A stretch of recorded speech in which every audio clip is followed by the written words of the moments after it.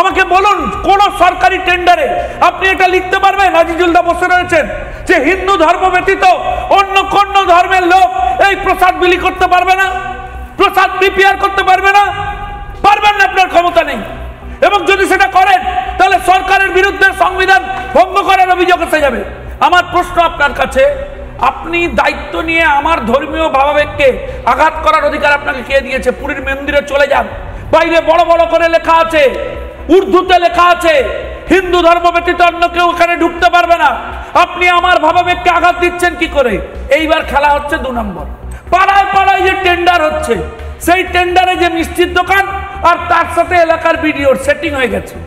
আপনি দেখবেন, ধরুন কেউ 30,000-এর প্যাকেট পেয়েছে, প্যাকেট যে তৈরি হবে 30,000, কিন্তু লোকের কাছে পৌঁছবে 5,000, বাকি 15,000 25,000 মাইনাস মার্কেট থেকে হাওয়া, সেখানে তৃণমূলের কাটমানি চলে যাচ্ছে। আমি একদম অভিযোগ করছি। 2, হিসেবটা রাখবেই বা কে? হিসেব রাখবে কে? কত বরাদ যাচ্ছে, কত বরাদ হচ্ছে?